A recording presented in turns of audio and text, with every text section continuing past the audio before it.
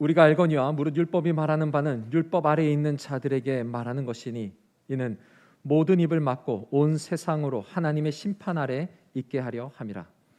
그러므로 율법의 행위로 그의 앞에 의롭다 하심을 얻을 육체가 없나니 율법으로는 죄를 깨달음이니라. 이제는 율법 외에 하나님의 한 의가 나타났으니 율법과 선지자들에게 증거를 받은 것이라. 곧 예수 그리스도를 믿음으로 말미암아 모든 믿는 자에게는 미치는 하나님의 의니 차별이 없느니라. 모든 사람이 죄를 범하였으며 하나님의 영광에 이르지 못하더니 그리스도 예수 안에 있는 속량으로 말미암아 하나님의 은혜로 값없이 의롭다 하심을 얻은 자 되었느니라. 이 예수를 하나님이 그의 피로써 믿음으로 말미암는 화목제물로 세우셨으니 이는 하나님께서 길이 참으시는 중에 전에 지은 죄를 간과하심으로 자기의 의로우심을 나타내려 하심이니 곧 이때에 자기의 의로우심을 나타내사 자기도 의로우시며 또한 예수 믿는 자를 의롭다 하려 하심이라. 그런즉 자랑할 데가 어디냐? 있을 수가 없느니라. 무슨 법으로냐? 행위로냐? 아니라 오직 믿음의 법으로니라. 그러므로 사람이 의롭다 하심을 얻는 것은 율법의 행위에 있지 않고 믿음으로 되는 줄 우리가 인정하노라. 하나님은 다만 유대인의 하나님이시냐? 또한 이방인의 하나님은 아니시냐? 진실로 이방인의 하나님도 되시느니라. 할례자도 믿음으로 말미암아 또한 무할례자도 믿음으로 말미암아 의롭다 하실 하나님은 한 분이시니라. 그런즉 우리가 믿음으로 말미암아 율법을 파기하느냐? 그럴 수 없느니라. 도리어 율법을 굳게 세우느니라. 아멘. 은혜로 나타난 하나님의 한 의라는 말씀입니다. 유대인들은 자신들만 율법을 받았다는 자긍심을 갖고 있지만 사실 율법은 모든 사람을 위해서 하나님께서 주신 법입니다. 이 법에 따르면 하나님 앞에 할 말이 없는 상태가 되는 거죠. 법조항이 먼저 있고 범법 행위가 가려집니다. 가끔씩 신종 범죄가 나타나서 처벌을 못하는 경우가 있어요. 법이 없다는 거예요. 그러면 처벌을 할 수가 없는 거죠. 모세를 통해서 율법을 주시고 모두를 법 아래 가두심은 하나님께서 원하는 기준이 무엇인데 우리의 상태가 어떠한지를 진단하시고 모든 이들을 정죄 가운데 두시기 위해서 율법을 주신 것입니다. 포항에서 밴쿠버까지 수영을 전혀 못하는 사람이나 수영을 좀 할 줄 안다는 사람이나 금메달리스트라 할지라도 포항에서 밴쿠버까지 수영을 해서 메달을 걸 수는 없는 거예요. 의롭다는 메달을 받을 수 있는 사람은 아무도 없습니다. 그랜필드라는 학자는 19절 20절을 두고 법정에서 자신을 변호할 기회가 주어진 피고인이 자신에 대해 제기된 증거가 너무 무거워 입을 열지 못하는 장면을 떠올리게 한다. 율법이, 그 법이 사람들로 하여금 내가 무슨 죄가 있어 그런 말을 못하게 입을 다 막았다. 그런 말씀이에요. 20절 그러므로 율법의 행위로 그의 앞에 의롭다 하심을 얻을 육체가 없나니 율법으로는 죄를 깨달음이라. 하나님 앞에 의롭다 하심을 얻어야 된 이유가 뭡니까?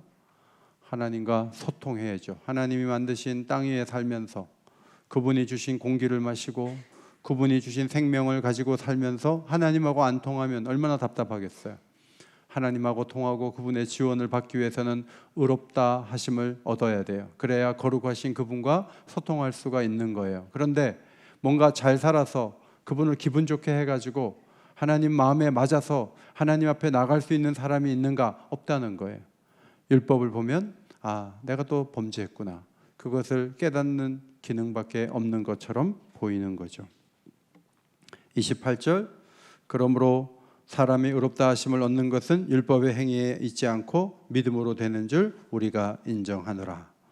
자, 의롭게 되는 방식은 두 가지예요. 하나는 우리가 노력해서, 하나는 하나님이 주셔서. 두 가지 방식이 있어요. 지금까지 절망적인 얘기를 계속하는 이유는 우리가 실력도 없으면서 우리가 완전하지도 않으면서 법을 지킨다고 유대인들처럼 그렇게 고개를 들어봐야 결과는 똑같아요. 그래서 이제는 우리가 잘 살아서 그분을 기쁘게 해드리는 방식 말고 하나님이 의롭다 하시는 다른 방식을 제시하겠다. 믿음으로 되는 줄 아는 그 세계를 설명하겠다. 그 출발이 21절이에요. 이제는 이라는 단어가 매우 중요하죠. 따라합시다. 이제는. 밤이 한참 지나가다가 해가 뜨고 이제는 아침이 되었어. 그러면 이제 밤이 아닌 거예요. 전환점을 보여주는 중요한 단어가 이제는 이라는 단어예요. 요한복음 2장 7절 8절에 항아리에 물을 채우라 하신 후에 이제는 떠서 연회장에게 갖다 줘라. 이제는 이라는 말을 하실 때 이미 물은 포도주로 바뀐 거예요. 아직도 물이 포도주로 바뀌는 중간 상태에 이제는 이라고 하지 않으세요. 예수님께서 물을 항아리에 채우라 하셨지만 이제는 이라고 말씀하실 때 이미 모든 물이 포도주로 바뀐 거예요. 무거운 분위기에서 잔치 분위기로 바뀔 수 있는 그 중심 시제가 언제냐면 이제는 뉘니라는 단어예요. 사도가 큰 숨을 쉬면서 이제는 하나님의 의에 대해서 한번 알아볼까요? 우리는 소망이 없어요. 율법을 보면 다 범하는데요. 지난 한 주간만 해도 수십 번, 수백 번 우리가 생각으로 죄짓고 마음으로 죄짓고 몸으로 죄짓고 그러다가 모이는 거 아니에요? 그러니까 이제는 하나님이 주시는 의에 대해서 한번 살펴봅시다. 그 얘기를 꺼내고 있어요. 지난 수요일 날 62편을 제가 강해하면서 마지막에 다윗이 시를 마치면서 주께서 각 사람이 행한 대로 갚으심이니이다. 이것이 마지막 시더라고요. 그래서 제가 다윗은 참 책임감 있는 사람이고 잘 살아야 되겠다. 그 말을 이렇게 결론을 내리니까 다윗은 참 멋있는 사람이야. 이런 생각을 하고 그날은 강해를 했어요. 그런데 로마서 3장을 준비하다 보니까 그러면 다윗이 행한 대로 갚으면 제대로 잘 살 수 있었나? 밧세바의 아내를 범한 다음에 그가 치른 수많은 고통을 보면 그가 이런 고백을 했지만 제대로 못 살았기 때문에 엄청난 화를 입었던 것이 아니겠습니까? 우리가 행한 대로 하나님이 다 갚아버리시면 우리 중에 살아있을 사람이 누가 있어요? 다 무너지고 다 정죄당하고 다 진노 가운데 설 수밖에 없는 것이 우리죠.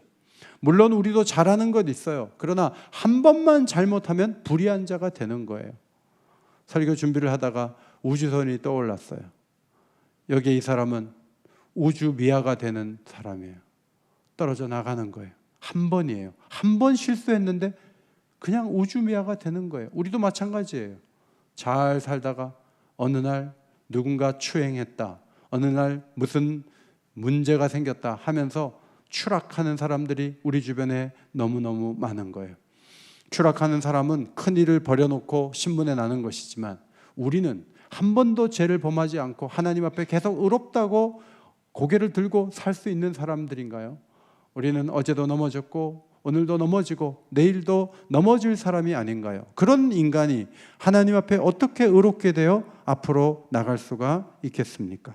그래서 하나님의 의가 필요해요. 21절 중반절 율법 외에 하나님의 의가 나타났다는 거예요. 율법으로 하지 않고 하나님이 주시는 의가 있다. 그것을 소개해 보겠다. 이렇게 말씀하고 있어요.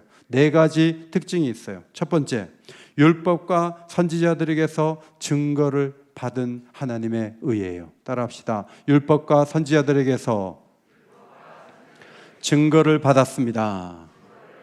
자, 우리가 율법을 보면 하라 하지 말라는 내용으로 채워져 있는 것처럼 보이지만 율법과 선지자가 결국 하려고 한 얘기는 복음이고 하나님의 한 의를 가지고 오실 하나님의 아들에 대한 얘기예요. 그것이 구약을 볼 때 굉장히 중요한 관점이에요. 이런 관점에 능통한 사람이 누구냐면 사도 바울이죠. 로마에 가서 복음을 전했을 때 사도행전 28장 23절을 보세요.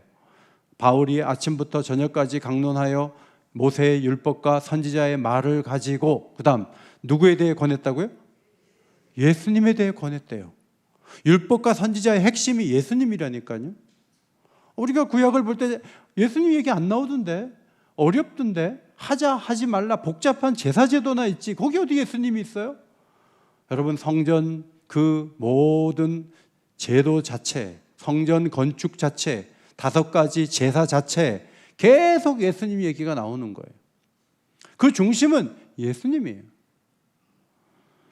신명기 18장 15절 내 하나님 여호와께서 너희 가운데 내 형제 중에서 너를 위하여 나와 같은 선지자 하나를 일으키시리니 너희는 그의 말을 들을지니라. 모세가 말한 거예요. 나 같은 선지자가 한 명 앞으로 나오는데 그분 말 들어야 돼. 그런데 그분이 누구예요? 모세와 같이 구주로 오신 예수 그리스도. 그리스도께서 오실 때 그의 말을 들으라고 모세가 미리 말한 거예요.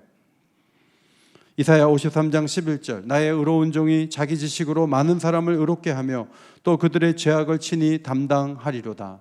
여기서 나의 의로운 종이 누구예요? 예수 그리스도예요. 예수님이 오시기 전 700년 전에 이 기록을 먼저 해놓고 예수님이 오신 거예요. 다니엘서 7장 13절 내가 또 밤 환상 중에 보니 인자 같은 이가 하늘 구름을 타고 와서 옛적부터 항상 계신 이에게 나아가 그 앞으로 인도됐다. 여기 인자 같은 이가 누구예요? 예수님이에요. 계속 율법과 선지자가 말하는 바의 초점이 예수님께 모아져 있어요. 마태 사도가 마태복음을 적으면서 구약 성경에서 인용한 구절이 60개나 돼요. 정말 많은 구약의 성구들을 인용을 해가면서 율법과 선지자가 무슨 얘기를 하려고 했냐면 구세주 예수에 대한 얘기를 미리 해놓고 때가 참에 예수님이 이 땅에 오셨다는 것이죠. 그러므로 우리는 역사적 예수를 믿게 된 거예요. 그 예수는 율법과 선지자의 증거를 받은 분이에요. 그냥 예수 믿으면 구원받는다, 그게 전부가 아니라고요. 구약을 면밀하게 살펴볼 필요가 있어요. 신약 성경을 펴면서 인용 구절이 나올 때마다 왼쪽 노트에 적고 구약을 찾아서 그 구절이 어디 있는가 찾아서 적고, 그렇게 해서 구약의 증거를 받은 예수님이 이렇게 구체적으로 나타났다는 것을 하나하나 증거를 정리해서 예수를 믿는 거하고 그냥 덮어놓고 믿는 거하고는 차원이 다른 거예요. 여러분 시간이 되시면 노트를 하나 사다가 왼쪽에는 인용 구절, 신약에 나타난 구약의 말씀을 적고 오른쪽에는 그 구약의 말씀이 어떻게 표현되어 있는가 적고 어떤 의미의 차이가 있고 어떤 동일성이 있는지 어떻게 인용됐는지를 살펴보면서 예수님이 오랫동안 하나님이 준비해서 오신 분이라는 것을 인정하고 들어갈 때 놀라운 주님을 만날 수 있는 거예요. 그런 작업이 필요해요. 연구는 교수들만 하는 게 아니에요. 성도들이 예수님을 알려고 노력하고 그분이 오시기까지 발자취를 거쳐가는 게 너무너무 중요해요. 아버지가 일기장을 남겨놨어요. 그 아버지를 이해하기 위해서 일기를 하나하나 읽어가는 아들은 얼마나 훌륭한가요? 그냥 자기의 경험만으로 가지고 아버지를 설명하는 것과 오랫동안의 아버지의 어린 시절을 보고 아버지가 젊었을 때를 보고 아버지가 노인일 때를 보고 그의 글을 읽고 그와 함께 찍은 사진을 보면서 아버지를 추적해 들어가는 것은 아들이 해야 될 훌륭한 일이라고 생각을 해요.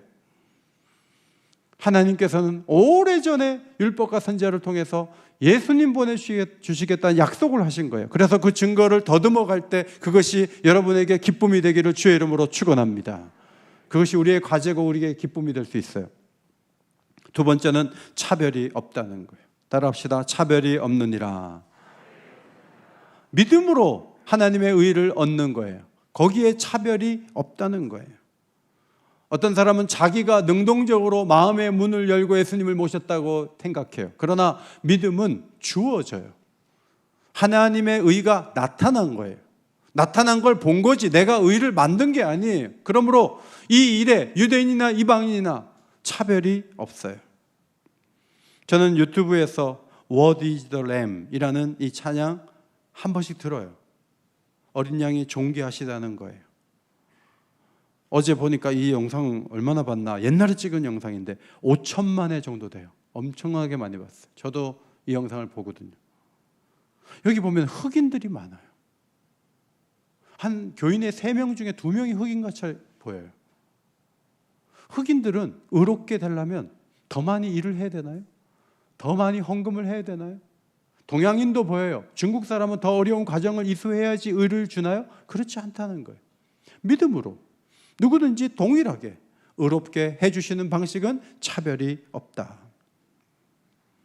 모든 사람이 죄를 범하였음에 하나님의 영광에 이르지 못하더니 죄를 범한다. 23절 하마르타노라는 단어, 관역을 맞추지 못한다. 모두가 화살을 쏘는데 그 근처에 다 떨어지고 화살을 제대로 10점에다 맞추는 사람이 아무도 없어요. 화살이 빗나갈 뿐이에요.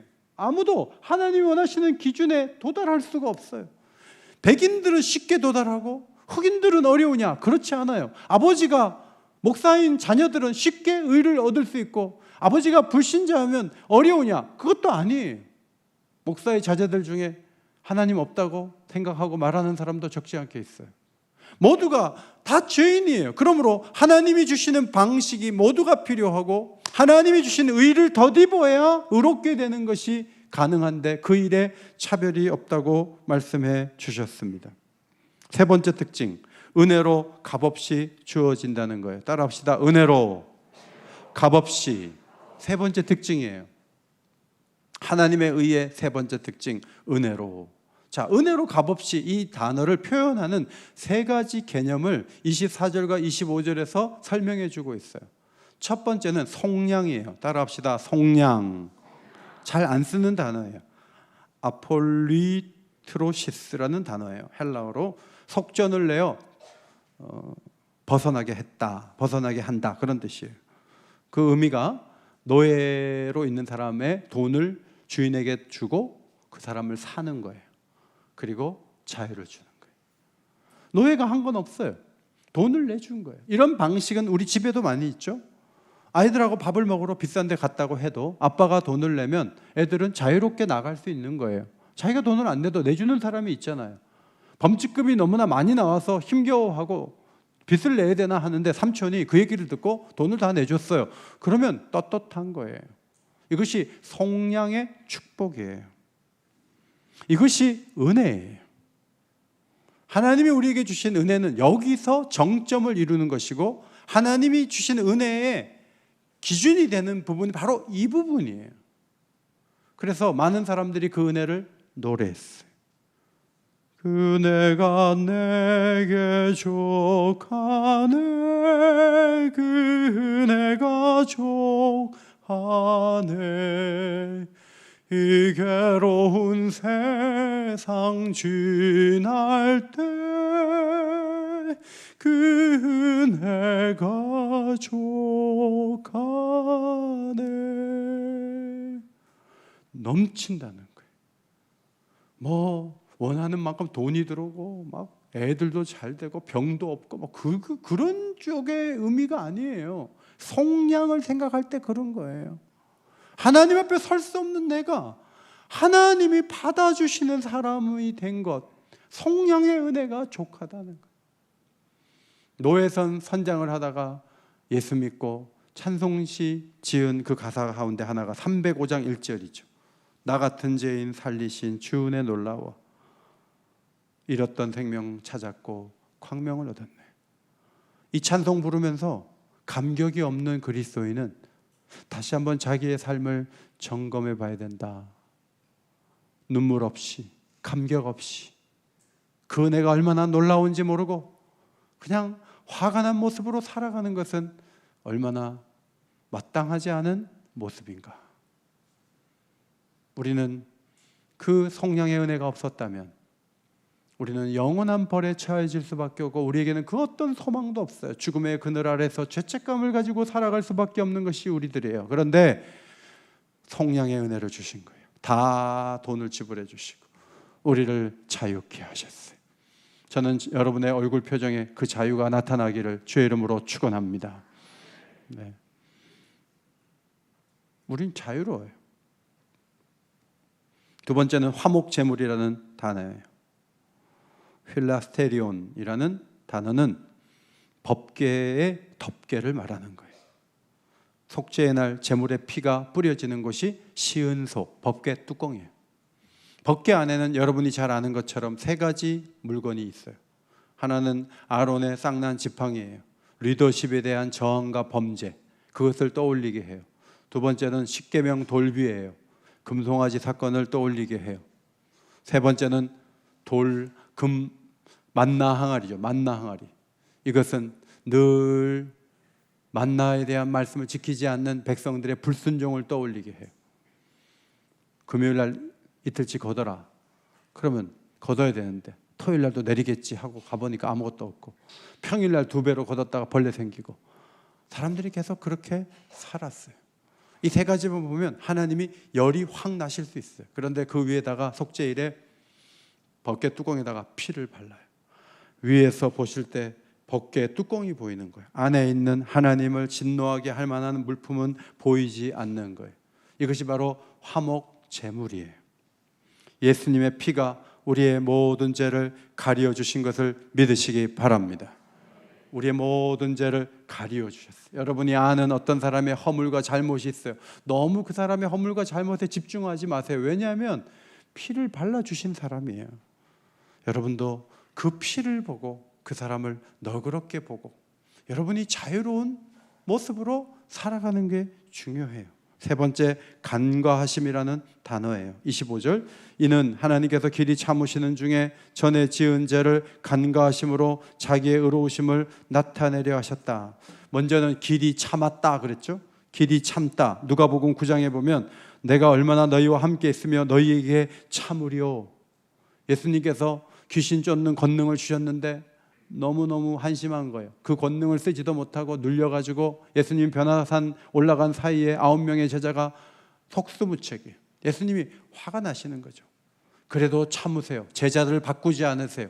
나중에 부활승천하시고 성령이 오시니까 능력 있는 제자가 된 것처럼 이스라엘 역사를 보면 하나님이 정말 진노해서 판을 뒤엎을 만한 일들이 여러 번 나와요. 그런데 하나님이 참고 참아요. 언제까지? 예수님 보내주실 때까지. 그래서 때가 참에 예수님이 오신 거예요. 그리고 구원의 길이 열려지게 됐다. 이것이 성경의 가르침이에요. 간과하셨다는 말은 지나갔다 그런 뜻이에요. 유월절에 장자의 죽음이 애굽인에게는 있었지만 유대인에게는 없었어요. 예수를 믿는 것은 그 죄값을 예수님이 치렀다는 것을 믿는 것을 의미해요. 애굽의 장자는 그 집의 대표가 돼서 다 죽는 거예요. 그런데 이스라엘 사람들은 하나님이 하라고 한 그 저녁에 한 가지 일을 함으로 그들은 진노의 대상이 되지 않았어요. 뭘 했나요? 어린 양을 잡아 피를 문 입구에 발랐어요. 죽음의 사자가 왔을 때 그 피를 보고 지나갔어요. 이것이 간과하심이에요. 네 번째, 자기도 의로우시고 예수 믿는 자도 의롭다고 하셨습니다. 공의의 하나님이 불의한 우리를 보고 야, 죄 없다고 하자. 그건 불의한 거예요. 그런데 하나님이 대가를 지불하시고 그리고 자신이 어떤 의로운 분이신가를 드러내는 거예요. 이것이 하나님이 하시는 방식이에요. 여러분은 하나님을 의롭다는 그 기준을 어디서 발견해요? 어떤 사람은 막 살려달라고 기도해가지고 막 겨우 살아났어요. 근데도 사업이 잘 안 돼요. 너무 힘이 들어요. 그래서 하나님께 기도하는 거예요. 이러려고 살려놓으셨냐고. 하나님은 불의하세요. 이렇게 생각하는 분도 있어요. 가족 가운데 먼저 누구를 떠나보내고 또 아파하면서 하나님 불의하세요. 그렇게 말하는 사람도 있어요. 그러나 성경은 그런 식으로 하나님을 의롭지 않다고 말하는 것을 합당하게 보지 않아요. 성경은 자기도 의로우시고 그 사건을 간과하시고 화목 제물이 되시고 그분이 먼저 우리를 위해서 희생하심으로 일들을 이루시고 속량하셨다. 이 하나님의 일하심 때문에 하나님이 의로우시다는 거예요. 두 번째는 예수 믿는 자도 의롭다 하셨다는 거죠. 하나님의 의를 덧입을 때 그 어떤 죄인도 하나님과 소통하고 관계를 맺을 수 있는 자격을 얻게 된다는 거예요. 조금 전에 말씀드린 것처럼 예수 믿는 자는 확실히 의로워져요. 왜냐하면 하나님의 의의 옷을 입혔기 때문에 그 누구도 그를 정죄할 수가 없다는 것은 로마서 8장에서 분명히 증거해요. 아무도 누가 누구를 정죄할 수 없어요. 왜? 하나님이 의롭다 하셨기 때문에.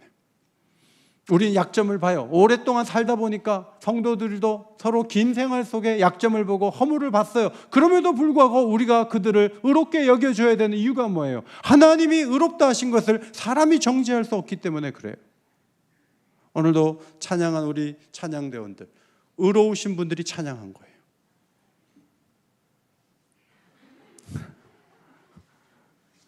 찬양대 안 섰다 하더라도 의로우신 여러분이 오늘 예배 가운데 모이신 거예요. 하나님이 의롭다 하신 거예요.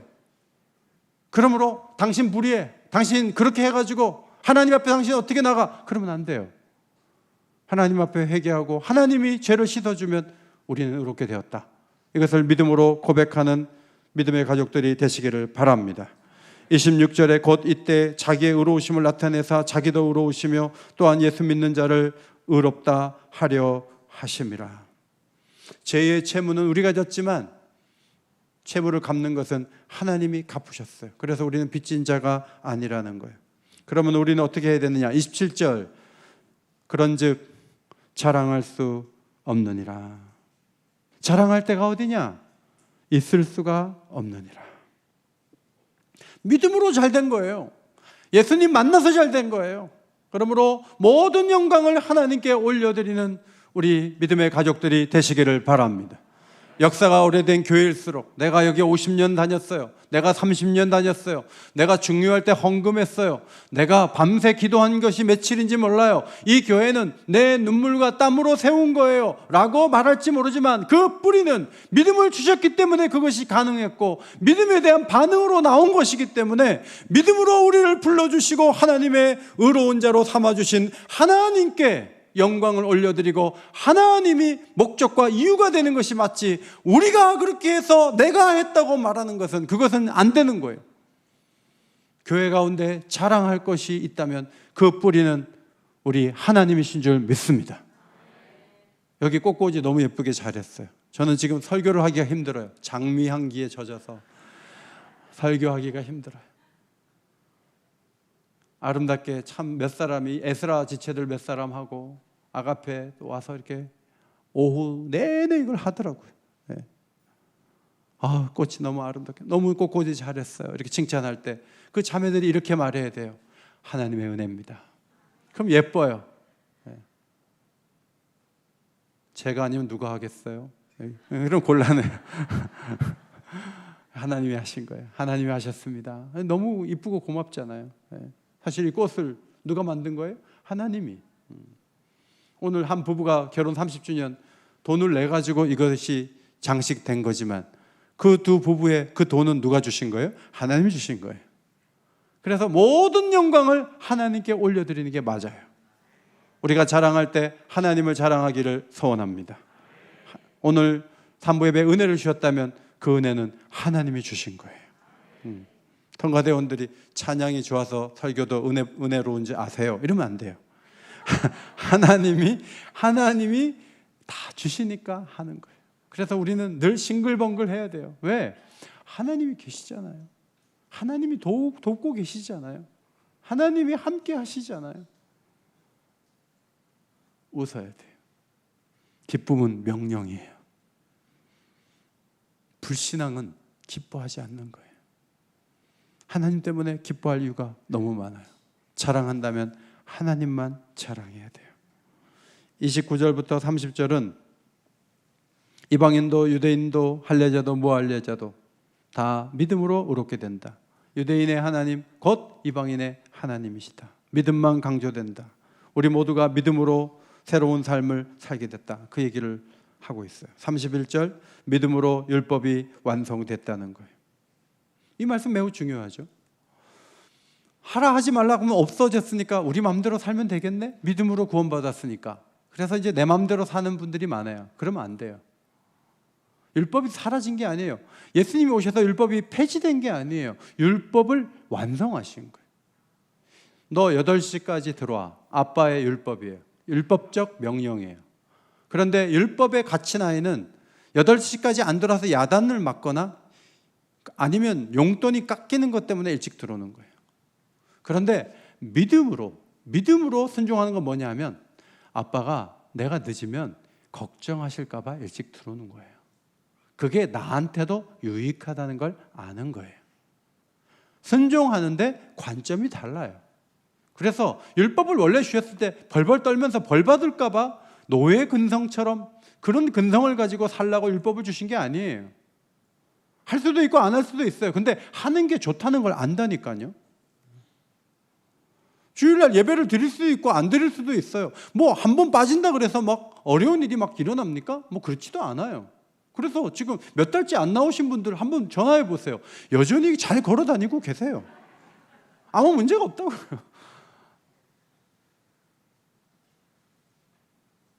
그러나 우리가 예배에 참석하는 이유가 뭐예요? 그래도 현장에 오는 것을 하나님이 기뻐하신다고 생각하기 때문에. 손가락 끝으로 예배할 수 있지만 그래도 나가서 내가 쓰고 하고 땀 흘려서 예배를 드리는 거예요. 그게 또 나한테도 유익이 된다고 생각이 되고 경험이 되니까. 로마서 10장 4절을 읽겠습니다. 로마서 10장 4절 시작. 그리스도는 모든 믿는 자에게 의를 이루기 위하여 율법의 마침이 되시니라. 그리스도가 율법의 완성이 돼요. 율법의 목적을 그리스도께서 완수하셨어요. 그리스도 안에서 율법이 온전히 이루어지는 문이 열리게 된 거예요. 하나님의 때가 나타났을 때 하나님의 의가 이루어졌고 우리에게 주어졌어요. 4가지 특징을 말씀을 드렸어요. 첫째로는 하나님의 의는 율법과 선지자의 증거를 받고 있어요. 구약 성경은 오실 예수에 대한 놀라운 증언이에요. 구약을 볼 때마다 예수님이 떠올려지는 것은 제대로 구약을 읽고 있는 거죠. 절망의 시대, 죄악이 관영한 시대, 그래서 예수님이 필요한 거예요. 인간 왕들의 침몰은 완전한 왕의 등장을 예고하는 거예요. 그러므로 구약을 볼 때마다 예수님을 보는 것이 매우 중요해요. 두 번째로 차별이 없다고 했어요. 당신이 그 정도의 모습으로 주님께 다가선다면 나도 마찬가지다. 너나 나나 사실 이 복음은 평등하고요, 차별 없는 의를 입었기 때문에 교회가 차별을 일삼는 것이 있다면 그것은 복음에 맞지 않는 거예요. 누구는 앉아서 받아먹고 누구는 땀을 흘려 먹고 그런 게 아니에요. 교회는 평등해요. 차별이 없는 것이 복음적인 거예요. 세 번째로는 은혜로라는 단어죠. 값없이라는 단어예요. 말씀드린 속량, 화목제물, 간가하심, 이런 단어는 매우 중요해요. 저는 여러분의 기도와 고백 속에 이런 값진 용어들이 등장하기를 원해요. 아무리 오래 믿어도 십자가는 말하지만 속량이란 단어를 한번 표현해 보셨어요? 간가하심이라는 의미들을 되새기면서 하나님의 은혜에 눈물을 흘려 보셨어요? 화목제물이 되셨다는 그 깊은 의미들을 법계 시운서를 가지고 생각해 보셨어요? 우리가 덧입는 은은 구체적인 구약의 증거를 받고 있고 그것은 은혜로 되어졌다고 계속 성경은 강조해요. 마지막 한 가지는 하나님도 의롭고 우리도 의롭고 이것이 성취된 거예요. 어떤 어려운 일이 있다 그래서 하나님 불의하다 하지 마세요. 하나님을 의롭다고 선언하세요. 김주지 목사님 아들이 28살이 됐어요. 며칠 전에 만났어요. 그 아이의 마음속에는 이런 게 있더라고요. 부모님 돌아가시고 자기하고 여동생 살았는데 이렇게 고생스러운 세상에 왜 살게 하셨냐는 거예요. 이렇게 고생스럽게 나를 남겨두려면 그냥 데려가시지. 사람을 살려놓고 이렇게 살아가는 게 힘들다는 거예요. 그래서 하나님이 답답하고 이해가 안 된대요. 지금도. 그래서 제가 그 아이에게 이렇게 얘기했어요. 우리를 받으시기 위해서 아들의 생명을 내어주셨어. 자기 희생을 하되 자기 아들의 생명을 주시면서 우리를 살리시고 우리를 가까이 하시려고 하는 그런 신이 있을까? 하나님은 그 일을 행하셨기 때문에 의로운 분이셔. 네가 어릴 때부터 입양돼서 힘든 시간을 보냈지만 하나님 너를 통해서 하실 일이 있단다. 네가 사명을 발견하면 하나님이 왜 그러셨는지 나중에 이유는 알게 되겠지만 하나님은 의로운 분이라는 것을 꼭 기억하기를 바란다. 제가 차 마시면서 얘기했어요. 옛날 같으면 얘가 반응이 안 좋아요. 에휴, 또 목사 만나갖고 목사 같은 얘기하고 있네. 그리고 집에 갈 거예요. 근데 며칠 전에는 저한테 문자가 왔어요. 좋은 말씀 주셔서 감사합니다. 제 마음속에 좋은 말씀 주셨다고 문자가 오니까 너무 고마운 거예요. 참 고맙다. 그렇죠? 그 아이에게 하나님은 좋은 분이에요. 지가 먼저 얘기하더라고요. 너무 어렵고 힘들 때 놀랍게 채워지더라고요. 월세를 냈대요. 그때 하나님이 채워주셨나? 그 생각이 들더라고요. 그래서 제가 얼른 그랬죠. 맞아, 하나님이 채워주신 거야. 예배가 무너져도요, 우리 월세 낼 거 걱정하신 분이 하나님이세요. 하나님은요, 우리를 절대로 놓치지 않으세요. 이미 가장 값진 것을 우리를 위해 주셨기 때문에 그 하나님을 높이는 주의 백성들 되시기를 주의 이름으로 축원합니다. 287장 1절 예수 앞에 나오면 죄사함 받으며 주의 품에 안겨 편히 쉬리라. 2절은 예수 앞에 나와서 은총을 받으며 마음에 기쁨 넘쳐 감사하리라. 여러분, 이 찬양이 얼마나 귀한 찬양인지를 몰라요. 제가 1절을 부르고 여러분은 2절을 불러주세요. 첫음. 예수 앞에 나오면 죄사함 받으며 주의 품에 안기어 편히 쉬리라. 우리 주만 믿으면 모두 구원 얻으며 영생 복락 멸류관 확실히 받겠네. 다 함께 예수 앞에 나와서 은총을 받으며 마음의 기쁨 넘치어 감사하리라. 우리 주만 믿으면 모두 구원 얻으며 영생 복락 멸류관 확실히 받겠네. 제가 2부 예배 끝나고 제 방에 한 사람을 불러드렸어요. 예수님을 마음에 모셨습니까? 아니면 예수님이 내 밖에 있습니까? 제 밖에 있습니다. 예수님은 들어가고 싶어 하시는데 누구든지 내 음성을 듣고 문을 열면 내가 그에게로 들어가 그로 더불어 먹고 그는 나로 더불어 먹으리라고 말씀하셨는데 혹시 마음문 여실 생각 없습니까? 있다 그래요. 그러면 저를 따라 기도하세요 해서 예수님을 마음에 모시는 기도를 한 사람에게 전했어요. 여러분 가운데는 예수님이 마음에 아직 안 계시다는 생각을 갖고 교회를 잘 나오는 분도 있어요. 저는 그분들이 예수님을 믿게 되어 하나님의 의로 덧입는 복된 길을 선택하게 되기를 주의 이름으로 축원합니다. 이미 마음에 모셨으면 뭐해요? 주님과 함께하는 걸 잊어버렸어요. 늘 죄책감에 시달리고 늘 하나님을 불의하다고 말하는 사람은 무슨 신앙의 기쁨이 있겠어요? 마음에 모셨다 한다면 제대로 모시고 그분이 지불하신 그 대가를 가장 귀한 것으로 여기고 그분을 기뻐하고 그분을 자랑하고 그분과 함께 동행하지 않는다면 그리스도인은 시간을 허비하는 사람들이에요. 우리는 더 온전한 모습으로 주님과 함께 해야 돼요. 주님과 믿음의 길을 걸어가면서 하나님의 의로 덧입고 하나님도 의롭고 나도 의로운 복된 길을 모두가 걸어가게 되시기를 예수의 이름으로 축원합니다. 하나님 고맙습니다.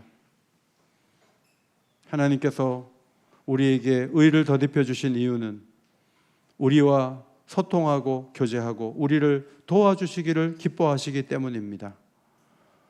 세상에는 모든 것을 가지고도 살아가는 부자들이 있습니다. 그들은 사람도 만나지 않고 많은 돈을 가지고 있다는 생각만 가지고 불행하게 살아갑니다. 하나님은 그런 분이 아니십니다.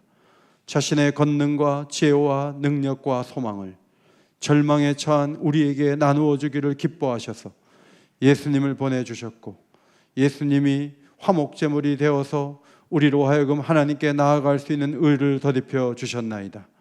이 의를 덧입고 하나님을 찬양하는 자들이 되게 하여 주옵소서. 형제를 볼 때 죄만 보지 않고 형제를 의롭게 볼 수 있는 너그러운 눈과 마음을 우리에게 허락하여 주옵소서. 소통하고 사랑하는 교회를 이룰 수 있도록 도와주셔서 소외감에 빠져 있지 않게 하시고 나를 보고 계신 분이 계시고 내 음성을 듣고 계신 분이 계시다는 것을 기억하며 언제든지 하나님께 나아갈 수 있는 성령의 사람들이 되게 하여 주옵소서. 예수를 믿지 않고 예배에 나오는 이들도 있는 줄 압니다.